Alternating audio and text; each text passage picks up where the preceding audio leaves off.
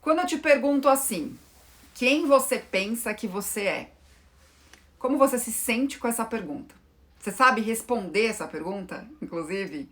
Muitas pessoas, quando eu falo isso, quem você pensa que você é, quando eu faço essa pergunta, quem você pensa que você é, levam para um lado até ofensivo, né? Como assim você está me perguntando isso? Quem eu penso que eu sou?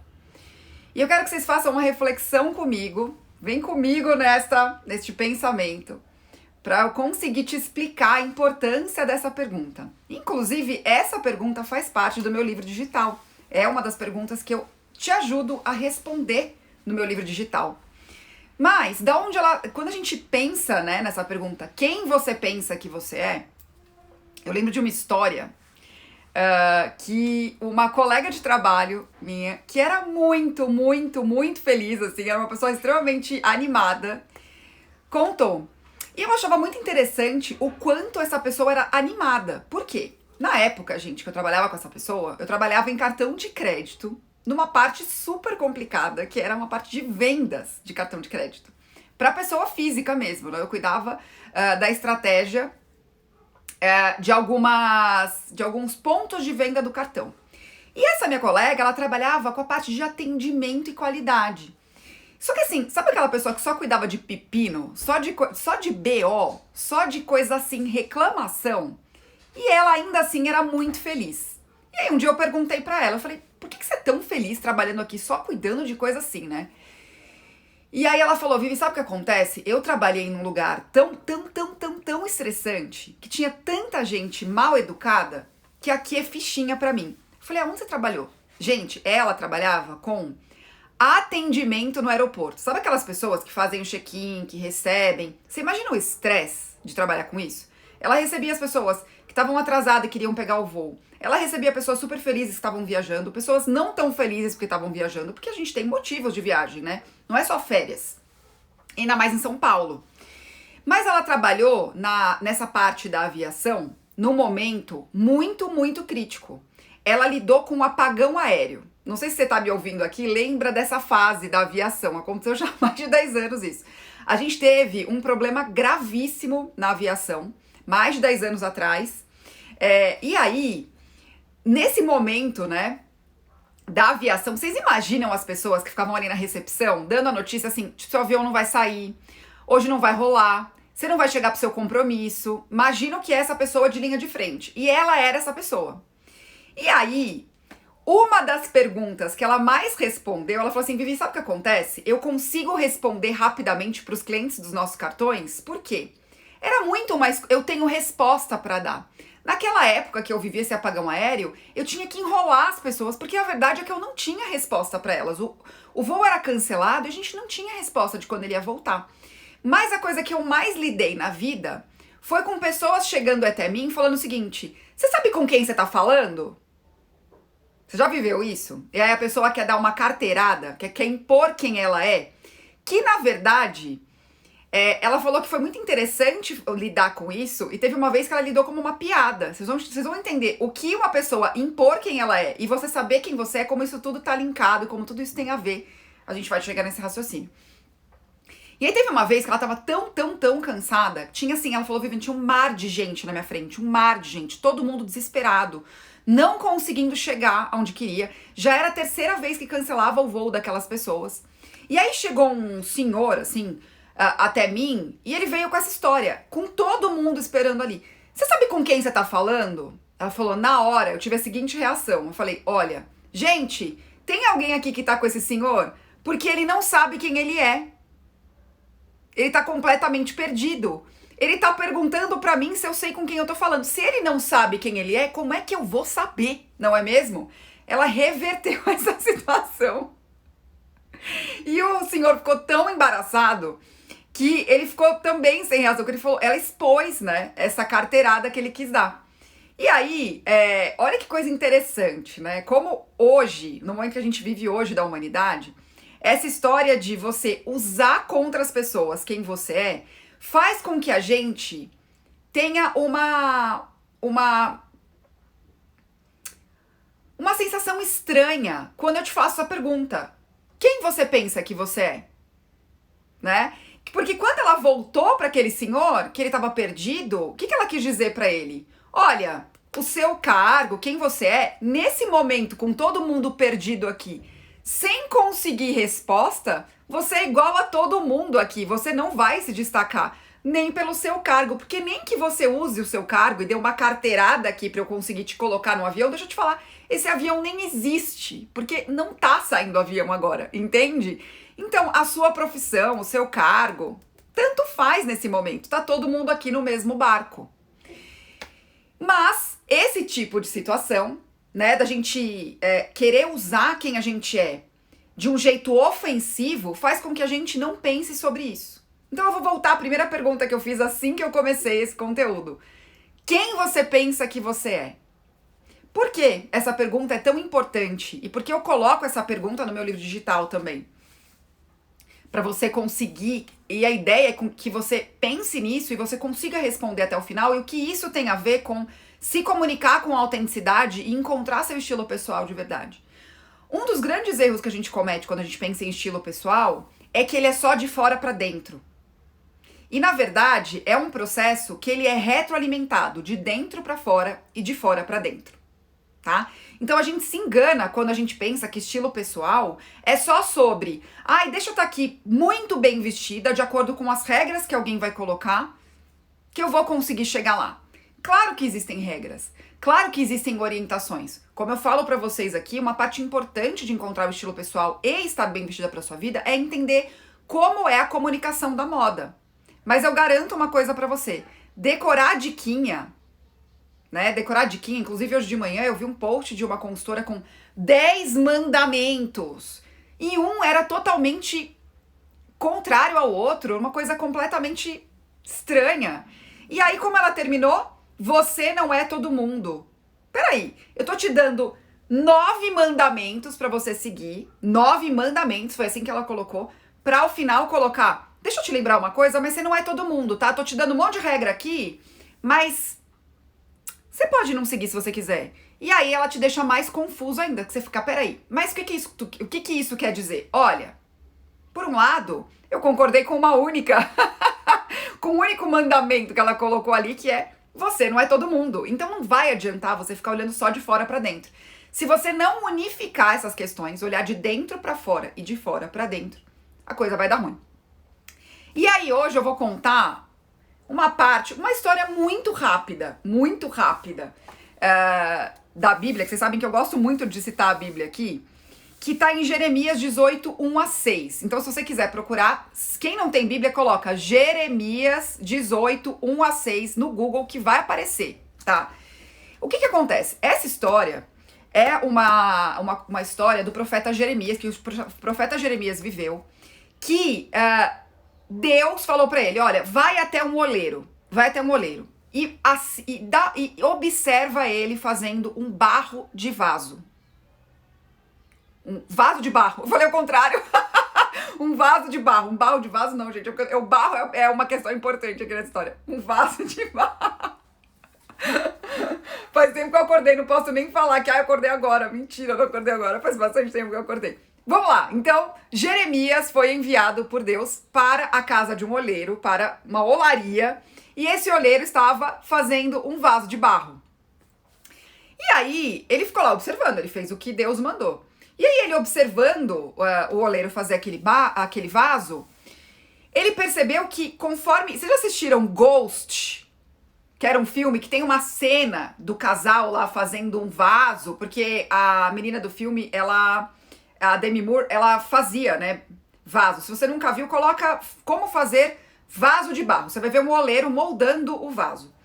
E aí o que acontece? Quando Jeremias estava no oleiro, ele perdeu o vaso. O vaso se desfez. E aí ele começou a moldar de novo.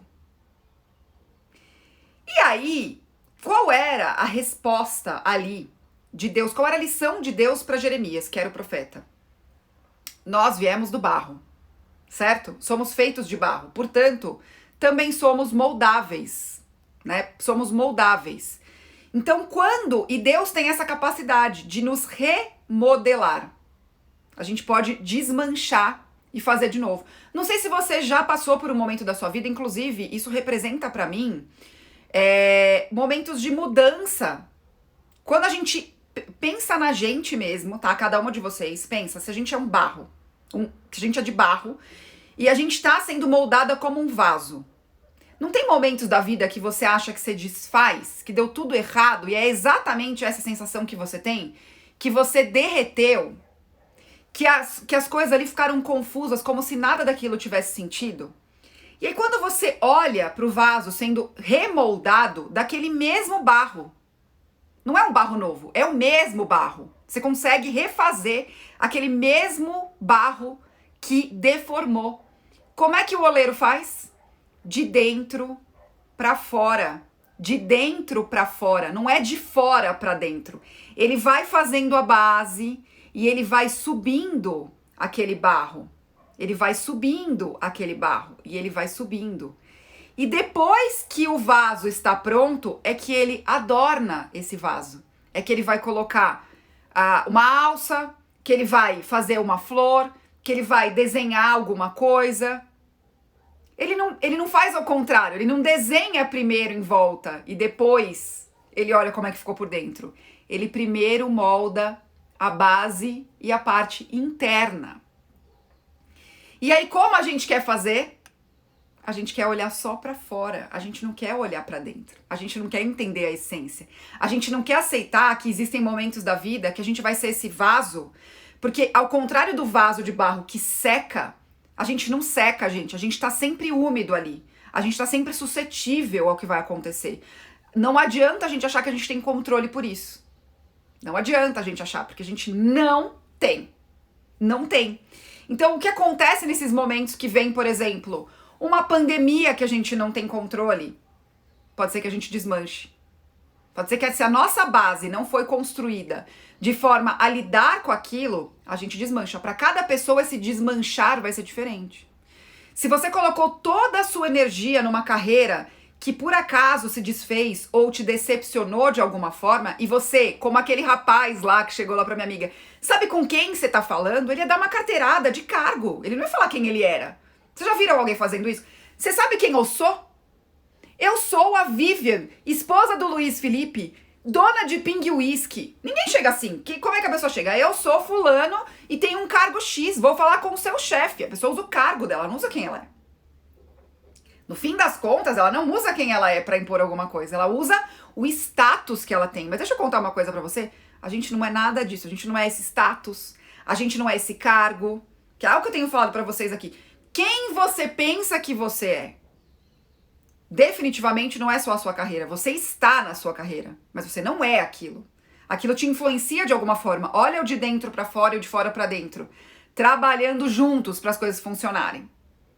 Então, essa história do oleiro fazendo aquele vaso de barro que a gente muitas vezes subestima, tem essa mensagem. E claro que é uma mensagem que tem a ver com a nossa conversão também, né? Para as meninas cristãs que estão me ouvindo aqui, essa história, essa palavra conversão, ela é muito falada, né? No cristianismo. Só que ainda que você tenha se convertido, pode ser que você tenha que se converter de novo. Você já parou pra pensar nisso? Você tomou uma decisão na sua vida. Nesse caso, quando a gente fala, eu me converti. Para as meninas que não são cristãs, eu vou explicar rapidamente pra vocês. É quando a gente toma uma decisão de falar assim, olha, eu quero me converter. Eu quero entregar a minha vida pra Jesus e mudar a minha vida. Qual é o verbo aqui? E mudar a minha vida. Quando a gente faz uma conversão, o que a gente faz? A gente tá num caminho, a gente faz uma conversão para mudar esse caminho. E essa lógica, gente, do cristianismo, ela serve para muitas coisas na nossa vida que a gente subestima, inclusive enquanto cristãs. Você fez uma primeira conversão, você trilhou um caminho de santificação, que esse é o propósito, e de amadurecimento, que você é impactada e você fala, eu preciso mudar de novo, eu preciso me converter de novo. Preciso olhar isso aqui de novo. Por que eu falei que isso serve para a vida? Primeiro que às vezes essa conversão na nossa vida acontece por uma escolha. E às vezes não. Às vezes a vida te impôs essa mudança. Quer ver um exemplo prático? A pandemia veio ano passado e muitas pessoas passaram a trabalhar em home office e nunca tinham trabalhado em home office. Você fala assim, uma coisa tão Ah, isso aí é coisa da vida. É esse que é o problema, gente. A gente fica procurando as coisas hiperbólicas e a gente esquece das coisas da vida, porque é isso que importa. A gente precisa se instalar na realidade. Aí você fica assim, não é possível que algo tão corriqueiro, foi só um trabalho que eu saía pra ir, agora eu não saio mais, que eu continuo fazendo esse trabalho, só que agora da minha casa, me afetou tanto assim. Deixa eu te contar. Te afeta. Te afeta. Às vezes, o café que você deixou de passar todos os dias pra tomar, vamos supor, você tinha uma rotina que era a seguinte, você se trocava de manhã e você parava num cafezinho, né, rapidinho, antes do trabalho. E ali você trocava uma ideia com a dona desse café, vocês perguntavam como é que tava a vida, uma coisa corriqueira, uma coisa assim, tá frio hoje, né? Nossa, esfriou. Você viu como o tempo tá lindo? Tá frio, mas tá um sol tão incrível. Essas pequenezas da vida, você perdeu.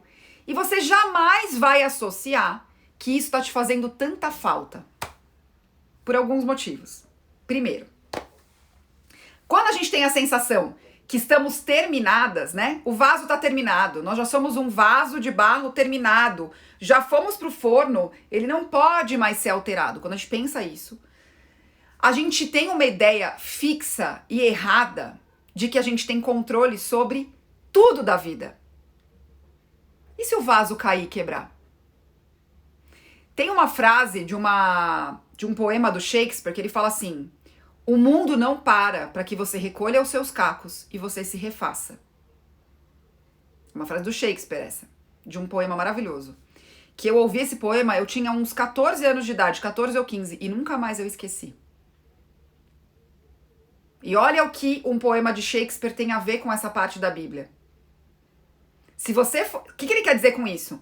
Se você é um vaso que se colocou como não moldável e não passível de ser desmanchado e refeito, você vai quebrar e vai doer mais. E o mundo não vai parar para você consertar isso.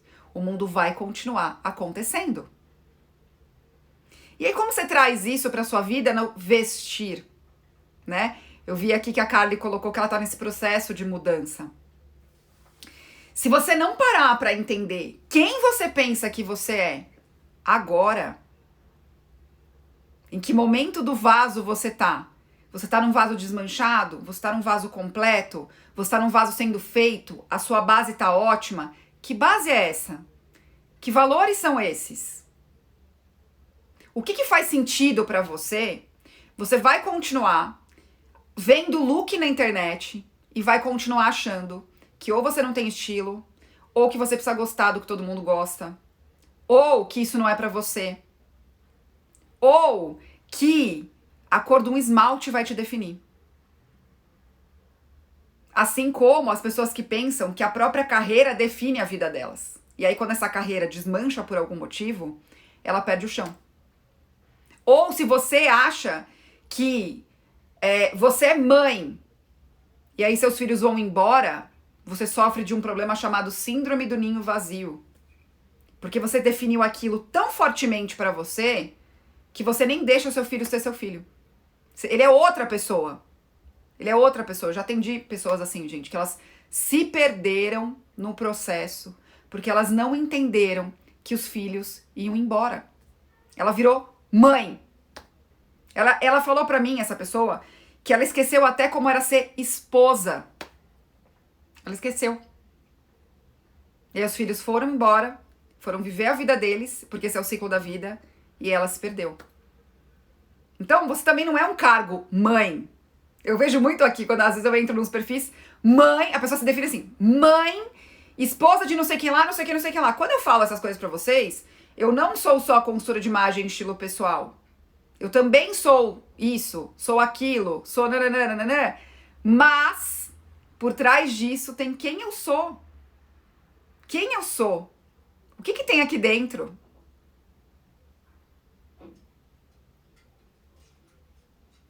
O que tem aqui dentro? Né? E eu vou contar pra vocês, gente, enquanto vocês não entenderem isso, vocês não vão entender o que é estilo com propósito, vocês não vão encontrar de verdade o estilo pessoal e vocês não vão conseguir entender o que tá escrito aqui, ó. O que é essência. O que é muito importante pra você. Você vai continuar achando que moda é fútil, você vai continuar julgando as outras pessoas que gostam disso. Fulana, só liga pra isso, porque infelizmente, quando a gente não tem essa essência, essa base e esse processo de amadurecimento, de entendimento de estilo bem definido, a gente vira rancorosa, ressentida, quebrada, e a gente coloca a culpa nos outros dos problemas que a gente tem. E aí os outros viram um problema, a gente fica invejosa, a gente fica amargurada, a gente vira maledicente, o nosso hobby vira fofoca. Por que aí eu vou fazer uma reflexão com vocês.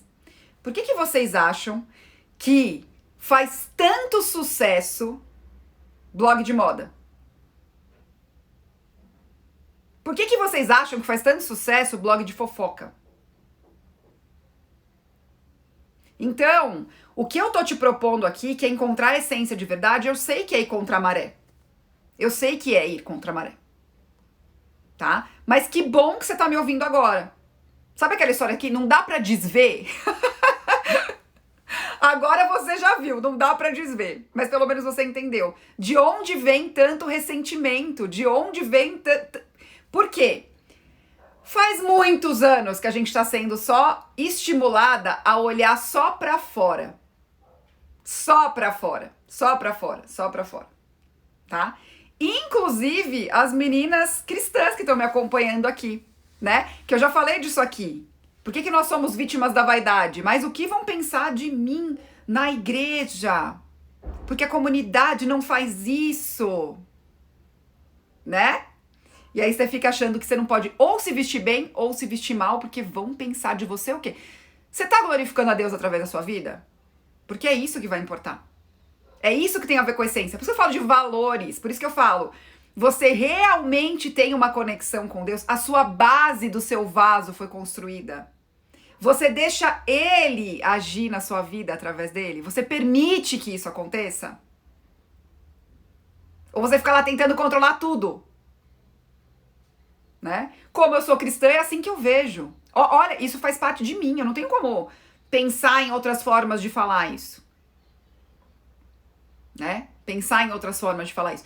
E aí, meninas, é por isso que tantas pessoas que não são cristãs têm tanto preconceito com a gente. Não sei se vocês já viveram isso. Né? Não sei se vocês já viveram isso. A Kali colocou aqui de preconceito de primeiro lugar.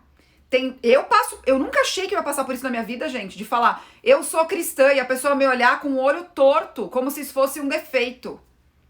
Mas isso vem de como nós vivemos a nossa vida e os nossos valores e a gente mostra para os outros também. Certo? Certo? E isso vale para tantas coisas na vida, né? É o que eu falei aqui. Eu tô falando de algo que é importante para mim. É como eu moldo o meu vaso, como Deus está moldando. Na verdade, eu não, como eu permito que Deus molde o meu vaso. Porque deixa eu contar uma outra coisa para você. Teve uma pregação que eu ouvi muitos anos atrás também sobre personalidade. Personalidade. Deus é tão misericordioso com a gente que ele não muda a nossa personalidade. É a gente que pede para ser mudado e moldado.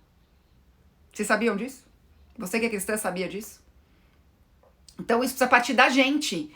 E aí você tem que pensar assim, será que eu tô comunicando o que eu quero comunicar? É por isso que essa história de encontrar o estilo pessoal, estar bem vestida para sua vida, eu te convido a entender a linguagem da moda, se isso não, porque senão isso não vai fazer sentido. Senão você vai estar aprisionada no outro. Você não vai estar olhando pro seu vaso. Você não vai estar olhando pro seu vaso. Né? Então, personalidade tem a ver com isso. O que a gente faz? A gente quer moldar a nossa personalidade. Ah, eu acho que eu preciso ser isso aqui. Aí a gente vai procurando os rótulos todos que tem. Que, gente, o que tem de rótulo nesta vida, né? O que tem de rótulo por aí.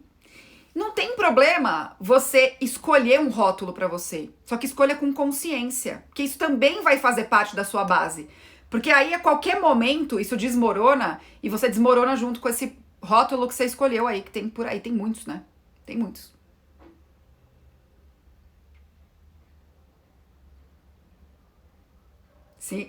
Olha lá, a Rosa colocou aqui, ó, as pessoas são preconceituosas, é um fato. Se espantam muito quando dizem que eu sou ateia. Porque as pessoas esperam da gente alguma coisa. As pessoas esperam da gente alguma coisa. Então, provavelmente, a Rosa passa o contrário do que eu falei. Porque, olha que coisa interessante que eu contei aqui, gente. Quando eu falo assim, eu sou cristã, as pessoas também se espantam. Sabe por que elas se espantam? Gente, ponham isso na cabeça de vocês. Porque elas não estão olhando pra você, elas estão olhando pra elas. Elas estão olhando para elas. Então, por isso que essência mesmo, você quer encontrar a sua essência, quer entender a sua personalidade, é olhar pra você. Pra você. Toma cuidado para esse preconceito não estar acontecendo de você com você mesma. Porque aí é que vem o problema. Ah, eu não estou me deixando ser moldada, eu não estou entendendo a situação que eu tô, de vaso quebrado ou vaso sendo moldado. E aí eu quero resolver de fora para dentro. Eu quero resolver de fora para dentro. E aí é que é o problema. Será que você está aceitando rótulos ou buscando rótulos só para ficar mais confortável e para pertencer a alguma coisa aí? Você achar que, não, agora eu sou um vaso pronto, pode me colocar no forno que tá tudo bem.